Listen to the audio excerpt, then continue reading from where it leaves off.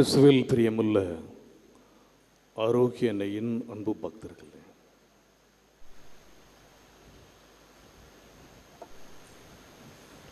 பவுல் சிறிது காலம் அந்தியோக்கியாவில் செலவிட்ட பின் அங்கிருந்து புறப்பட்டு ஒன்றன் பின் ஒன்றாக கலாத்தியா, பிரிகியா பகுதிகள் வழியாக சென்று சீடர்கள் அனைவரையும் உறுதிப்படுத்தினார்.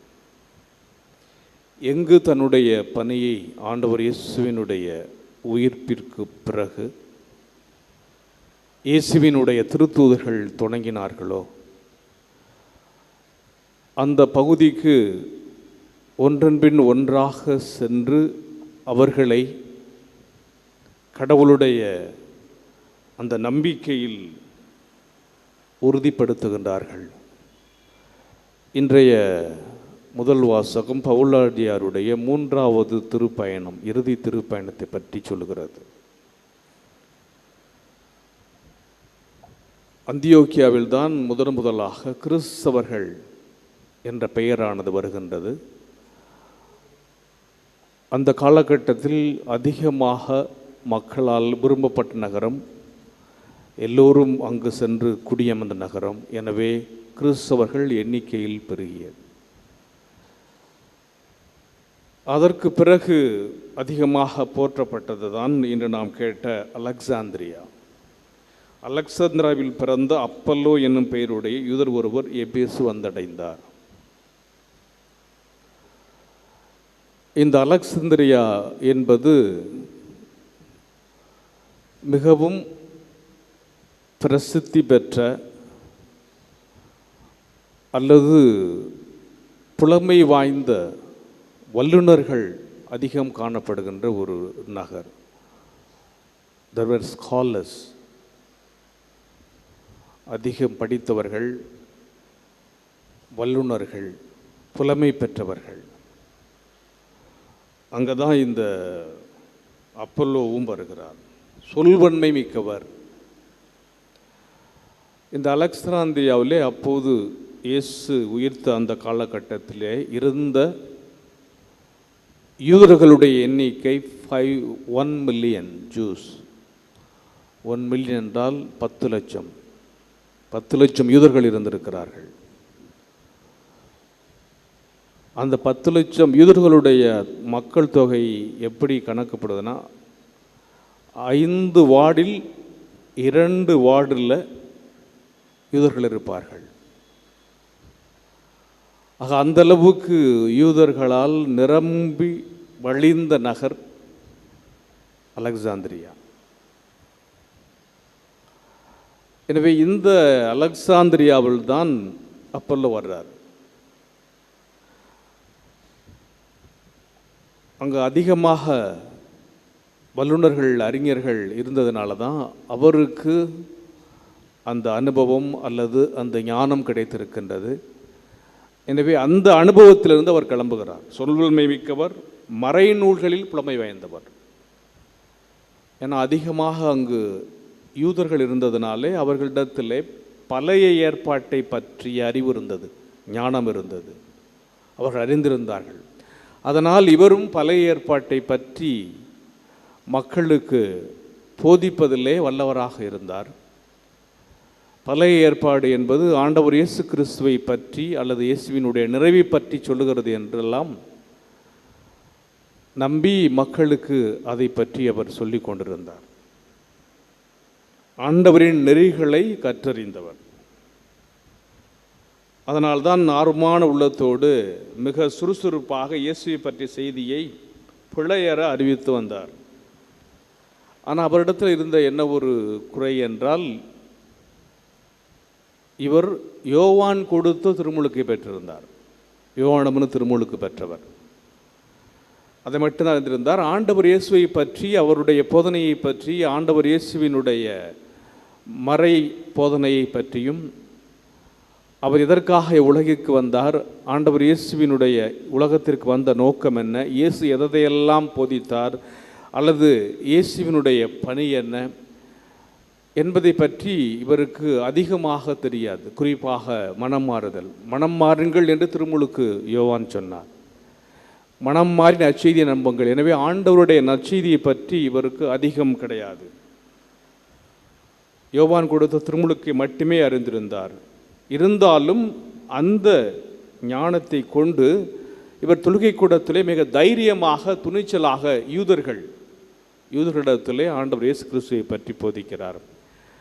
இந்த போதனையை கேட்ட பிஸ்கில்லாவும் அக்கில்லாவும் அவர் அழைச்சிக்கிட்டு போய் கடவுளின் நெறியை திட்டவட்டமாக ஏன்னா இவரிடத்தில் ஏதோ ஒரு குறை இருக்கிறது. ஆண்டவர் இயேசுவினுடைய அந்த தந்தை மகன் தூயாவியார், இயேசு உலகிற்கு வந்தது, இயேசுவினுடைய வல்லமை ஆற்றல், இயேசு எதை இந்த உலகத்திற்கு கொண்டு வந்தார் என்பதை பற்றியெல்லாம் இயேசுவை பற்றி ஒரு தெளிவான புரிதலை இயேசுவை பற்றி நல்ல தெளிவாக இவருக்கு சொல்லிக் கொடுக்கிறார்கள். எனவே இப்போது இவருக்கு ஆண்டவர் இயேசுவினுடைய அனுபவம் அதிகமாக கிடைக்கிறது, இயேசுவினுடைய வல்லமை அதிகமாக கிடைக்கிறது, இயேசுவினுடைய ஆற்றல் அதிகமாக கிடைக்கிறது. இயேசுவை பற்றி இன்னும் தெளிவாக புரிந்து கொண்டு மக்களுக்கு போதிப்பது, ஆண்டவர் இயேசுவினுடைய அந்த நற்செய்தியை மறைநூல் அறிவை அதிகமாக மக்களுக்கு போதிப்பதற்கான தெளிவு கிடைச்ச உடனே இவர் அங்கேருந்து அக்காயாவுக்கு போகிறார். அப்போ தான் அங்கிருந்த சகோதரத்தில் இவரை பற்றி ஏற்றுக்கொள்ளுமாறு இவருக்கு கடிதம் கொடுக்குறாங்க. ஏன்னா இவர் அலெக்சாந்திரியா நகரத்தை சார்ந்து என்பதனாலே இவரை ஏற்றுக்கொள்ள வேண்டும் என்று ரெக்கமெண்டேஷன் லெட்டர் கொடுக்குறாங்க. எனவே இவ்வாறு ஒவ்வொரு பகுதியாக இவர்கள் செல்லுகின்ற போது இவர்களை ஏற்றுக்கொள்ள வேண்டும். ஆண்டவர் இயேசுவை பற்றிய நற்செய்தி அவர்கள் புரிந்து கொள்ள வேண்டும். ஏன்னா அவர்களுக்கு நிறைய சவால்கள் இருந்தன, நிறைய தடைகள் இருந்தன. இவர்களை பலர் ஏற்றுக்கொள்ள மறுத்தார்கள் அல்லது இவர்களை துன்புறுத்தினார்கள், இவர்களை எதிர்த்தார்கள். இவற்றையெல்லாம் மீறி இவர்கள் கொண்டிருந்த அந்த துணிச்சல், அந்த ஆற்றல், அந்த வல்லமை, அவர்களோடு ஆண்டவர் இயேசுவினுடைய வல்லமை இருந்ததனால்தான் அவர்களால் போதிக்க முடிந்தது. அந்த வார்த்தை அவர்களிடத்திலே பழகுகின்ற அளவுக்கு நம்பிக்கை வளர்ந்தது. அவர் சென்றபோது இறை அருளால் ஆண்டவரிடம் நம்பிக்கை கொண்டிருந்தவர்களுக்கு பெரிதும் துணையாயிருந்தார். கடவுளுடைய வல்லமை. யார் யார் எல்லாம் கடவுள் மீது நம்பிக்கை கொண்டார்களோ, கடவுளுடைய அன்பிலே அவர்கள் திளைத்திருந்தார்களோ, யார் யாரெல்லாம் கடவுளுடைய அந்த இறை வார்த்தைக்காக ஏங்கினார்களோ அவர்களுக்கு இந்த ஆண்டவருடைய வார்த்தையை போதித்த போது அது மிகவும் துணையாக இருந்தது. அப்போ தான் அவர் என்ன சொல்கிறாரு, இயேசுவே மெஸ்ஸியா. இந்த மெஸ்ஸியாவை பற்றி தான், ஏன்னா அலெக்சாந்திரில் இருந்தவங்க எல்லாருமே பழைய ஏற்பாட்டு யூதர்களாக இருந்ததுனால இந்த மெஸ்ஸியாவைத்தான் பழைய ஏற்பாடு மேற்கோள் காட்டியது. அந்த பழைய ஏற்பாடு சொன்ன இறைவாக்கள் சொன்ன அந்த மெஸ்ஸியா இவர்தான். எனவே நாம் மறைநூலின்படி நம்ப வேண்டும். அதனால தான் வெளிப்படையாகவும் சிறப்பாகவும் யூதர்களிடம் வாதாடி, ஏன்னா யூதர்கள் ஆண்டவர் இயேசுவை ஏற்றுக்கொள்ளவில்லை, இயேசுவை துன்புறுத்தினார்கள், வதைத்தார்கள், சிலுவையிலே அறைந்தார்கள். அவர்களிடத்திலே வாதாடி இவர்தான் வாக்களிக்கப்பட்ட மெஸ்ஸியா, கடவுளால் அபிஷேகம் செய்யப்பட்டவர் என்று ஆண்டவர் இயேசு கிறிஸ்துவை பற்றி அவர்களுக்கு போதித்து கடவுளுடைய வல்லமை, கடவுளுடைய ஆற்றல் அவர்களோடு செயல்படுவதற்கு உறுதுணையாக இருந்தார் என்பதை இன்றைய முதல் வாசகம் ஆண்டவர் இயேசுவினுடைய உயிர்ப்புக்கு பிறகு அவர் இல்லாத அந்த நேரத்தில் இயேசுவினுடைய வல்லமை, ஆற்றல் அவர்களுடைய சிறர்களோடு இருந்து அவர்கள் அதை போதித்தார்கள். அதனால தான் அவர் என்ன சொல்கிறாரு, நீங்கள் என் பெயரால் தந்தையிடம் கேட்பதையெல்லாம் அவர் உங்களுக்கு தருவார். இது ஆண்டவர் இயேசு தன்னுடைய இறுதி நேரத்தில் பாடுகள் படுவதற்கு முன்பாக இந்த உலகத்திலே இருந்தபோது சொன்ன வார்த்தைகள். நீங்கள் என் பெயரில் எதை கேட்டாலும் அவர் செய்வார். எனவே ஆண்டவர் பெயரால், இயேசு கிறிஸ்துவின் பெயரால் இப்பொழுது இவர்கள் போதிக்கின்றார்கள். அங்கே வளமிடக்கிறது, திரளான மக்கள் இயேசுவின் மீது நம்பிக்கை கொள்கின்றார்கள். கடவுளுடைய அன்பை பற்றி போதிக்கின்றார். என்னுடைய அன்பிலே நீங்கள் நிலைத்திருங்கள், தந்தையே உங்கள் மீது அன்பு கொண்டுள்ளார், நீங்கள் என் மீது அன்பு கொண்டு நம்பினீர்கள் என்று கடவுளுடைய அன்பை பற்றி ஆண்டவர் இயேசு தெளிவாக எடுத்து சொல்லுகிறார். நீங்கள் என் மீது அன்பு கொண்டு நான் கடவுளிலிருந்து வந்தேன் என்று நம்புவதால் தந்தையும் உங்கள் மீது அன்பு கொண்டுள்ளார். தந்தையிடம் நான் வந்தேன், இப்போ உலகை விட்டு தந்தையிடம் செல்கிறேன். கடவுளுடைய அன்பை ஆண்டவர் இயேசு அவர்களுக்கு போதிக்கிறார், தன்னுடைய சீடர்களுக்கு வெளிப்படுத்துகிறார். இறையன்பினுடைய அந்த உச்சத்தை அங்கே வெளிப்படுத்துகிறார். என்னுடைய நேரம் நெருங்கிவிட்டது என்று சொல்லி அந்த இறை அன்பினுடைய ஆழத்தை அவர்களுக்கு எடுத்து சொல்கிறார். ஒரு முறை ஒரு மறைக்கல்வி ஆசிரியர் 4ஆம் வகுப்பு குழந்தைகளுக்கு கடவுளுடைய அன்பை பற்றி அதுவும் கடவுளுடைய உயர்ந்த உன்னதமான அன்பை பற்றி அவர்களுக்கு போதித்து கொண்டிருந்தார். Love of God. அந்த கடவுளுடைய அன்பை பற்றி அவர் பிள்ளைங்களுக்கு அப்படியே அந்த குழந்தைகளுக்கு ஏற்ற முறையிலே போதித்து கொண்டிருந்த பொழுது திடீர்னு மோனிகாங்கிற ஒரு குழந்தை சொன்னது, teacher now I understand the vowels. வவல்ஸ்னு நமக்கு தெரியும், உயிரெழுத்துக்கள். இந்த டீச்சருக்கு சர்ப்ரைஸ்ட், ஒரே ஆச்சரியம். நான் கடவுளுடைய அன்பை பற்றி போதிக்கிறேன். I am teaching about the love of God and you are telling me that I understand the vowels. கடவுளுடைய அன்புக்கும் உயிரெழுத்துக்கும் இங்கே என்ன சம்பந்தம் இருக்கிறது அப்படின்னு இந்த ஆசிரியர் மீண்டும் அந்த குழந்தையினிடத்திலே, மோனிகாவிடத்திலே கேட்கின்றார். How you are able to understand the vowels connecting with the love of God. அப்போ அவள் சொல்லுகிறாள், கடவுளுடைய அன்பை பற்றி வவல்ஸ்னால் நமக்கு தெரியும் இல்லையா, AEIOU. ஏ அமேசிங், கடவுளுடைய அன்பு அமேசிங், வியக்கத்தக்கது. எவர்லாஸ்டிங், எல்லா காலத்துக்கும் உரியது. இம்பார்ஷியல், பிடிச்சவங்க பிடிக்காதவங்க இல்லாமல் எந்தவித ஒரு பாரபட்சமின்றி நல்லவர் மேலும் கெட்டோர் மேலும் சூரிய ஒளிப்படுறது மாதிரி மழை பொழிவது மாதிரி எல்லாருக்கும் இம்பார்ஷியல். அண்டர்ஸ்டாண்டிங், அவுட்ஸ்டாண்டிங், ஏன்னா அதுக்கு அளவே கிடையாது. அன்கண்டிஷ்னல், எந்தவித நிபந்தனையற்ற அன்பு. Amazing, everlasting, impartial, outstanding, unconditional. அப்போ ஆசிரியர் அவருக்கு போதித்தது கடவுளுடைய அந்த அன்பை அதுக்கு ஏற்ற மனநிலையில் புரிந்து கொள்கின்ற அளவுக்கு அதனுடைய ஞானத்தை பார்த்து, ஆக இறைவன் நாம் கொண்டிருக்கின்ற கடவுள் மீது நாம் கொண்டிருக்கின்ற அல்லது கடவுள் நம் மீது கொண்டிருக்கின்ற அந்த அன்பு அப்படிப்பட்டது. எந்தவித ஒரு வரையறையற்ற அன்பு, நிபந்தனையற்ற அன்பு. அந்த நிபந்தனையற்ற அன்பினால்தான் கடவுள் நாம் நல்லவர்களாக இருக்கின்றோமா அல்லது கெட்டவங்களா, நாம் பாவிகளாக இருந்தும் நாம் குறைவுள்ளவர்களாக இருந்தும் நமக்காக இரத்தம் சிந்தி நம்மை மீட்டார், நம்மை இரட்சித்தார். தன்னுடைய உயிரை கொடுக்கின்ற அளவுக்கு அல்லது தன்னுடைய மகனையே இந்த உலகத்திற்காக கொடுக்கின்ற அளவுக்கு கடவுளுடைய அன்பு இருந்தது. அந்த அன்பு ஆண்டவர் இயேசு என்ன சொல்ல சிறைகளை பார்த்து சொல்லுகிறார், எனவே நீங்கள் என் மீது கொண்டிருக்கின்ற அன்பு கொண்டு நான் கடவுளிடமிருந்து வந்தேன் என்று நம்புவதால் தான், அப்படின்னா நம்பிக்கை.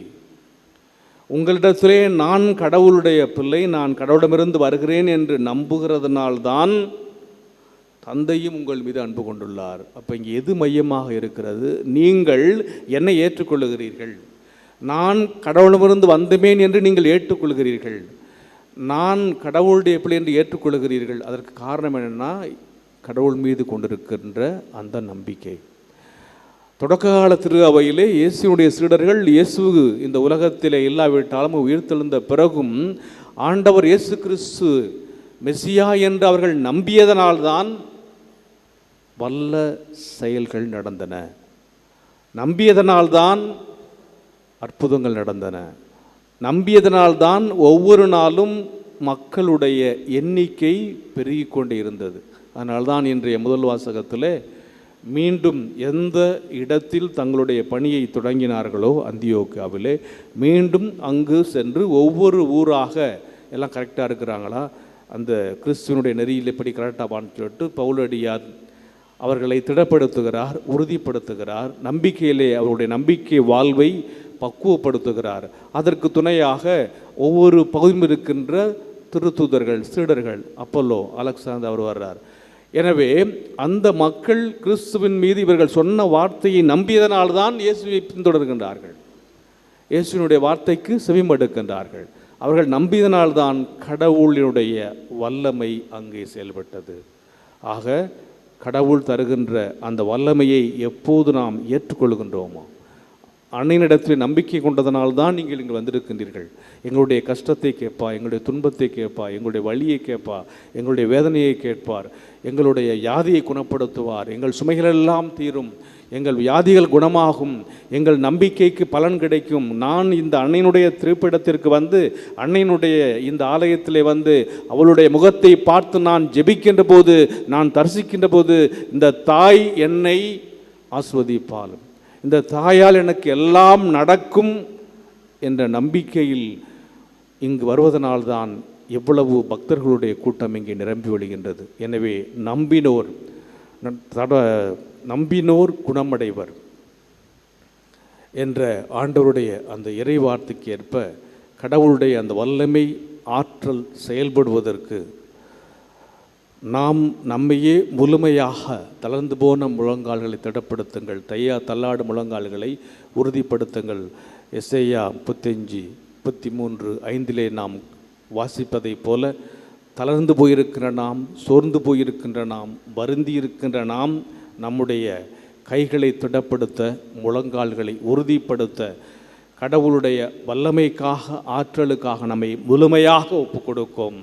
வல்லமை தரும் ஆவியார் நம்மோடு வந்து நம்மோடு குடிகொண்டு நம்மை திடப்படுத்துவார், பலப்படுத்துவார், பக்குவப்படுத்துவார்.